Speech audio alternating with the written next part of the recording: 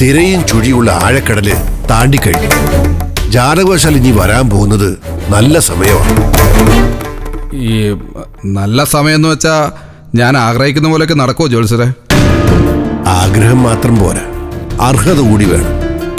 ആഗ്രഹിക്കുന്നത് നമ്മളും അർഹത നിശ്ചയിക്കുന്നത് ഈശ്വരനും. അതുകൊണ്ട് ഈശ്വര നിശ്ചയത്തെ മറികടക്കാൻ നോക്കരുത്. താൻ പാതി ദൈവം പാതി എന്നാണല്ലോ. ദൈവത്തിന്റെ പാതി ദൈവം ചെയ്തോട്ടെ.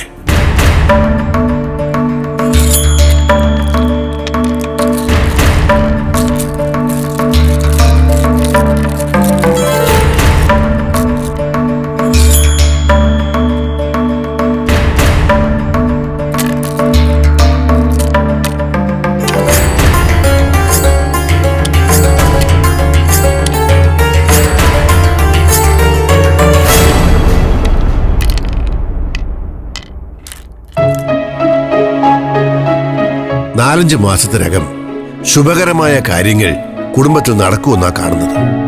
ജാതകക്കാരന് സന്തോഷം വന്നു ചേരും.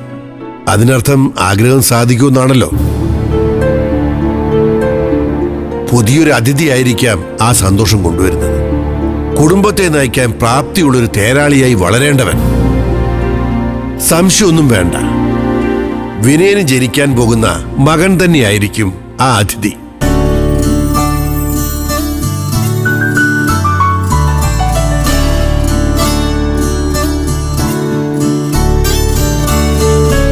അപ്പോ എനിക്ക് ജനിക്കാൻ പോകുന്നത് ആൺകുഞ്ഞായിരിക്കും എന്നല്ലേ ജോത്സ്യർ പറഞ്ഞത്?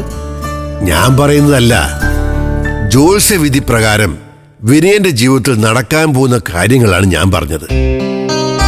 മതി മതി ജോത്സ്യർ, വേറെ ഒന്നും എനിക്ക് അറിയണ്ട. ചീര് പ്രസവിക്കുന്ന ഒരു ആൺകുഞ്ഞായിരുന്ന മാത്രം മതി. മാമ ദേ ജോത്സ്യർക്ക് ദക്ഷിണ കൊടുക്കും, നമുക്ക് പോവാം. എനിക്ക് ഈ സന്തോഷം എത്രയും വേഗം ചീരനൊന്ന് അറിയിക്കണം. എന്റെ വിനയ, നീയൊന്ന് അടങ്ങ്. എന്തിനൊരു വ്യവസ്ഥ വേണം? ഈ അമിതാവേശം നല്ലതിനല്ല വിനയ. ജോത്സ്യർ പറഞ്ഞത് കേട്ടില്ലേ? കര അടുത്തതേ ഉള്ളൂ, കര കയറിയിട്ടില്ല. അതുവരെ നീ ഒന്ന് ക്ഷമിക്കേ. അതെ, വളരെ കരുതലോടെയും പക്വതയോടെയും മുന്നോട്ട് പോകേണ്ട സമയമാണ് ഇപ്പൊ വിനയന്. സ്വന്തം നാവിൽ നിന്ന് വീഴുന്ന വാക്കുപോലും എതിരായിട്ട് വരാം. തിരിച്ചു വരുന്നവര് അകന്നു പോകാതെ നോക്കണം. ശത്രുക്കളെ സ്വയം സൃഷ്ടിച്ച ഒരു ദൈവത്തിനും നമ്മെ രക്ഷിക്കാൻ കഴിയില്ല. ഞാനൊരു ചാർട്ട് തരാം.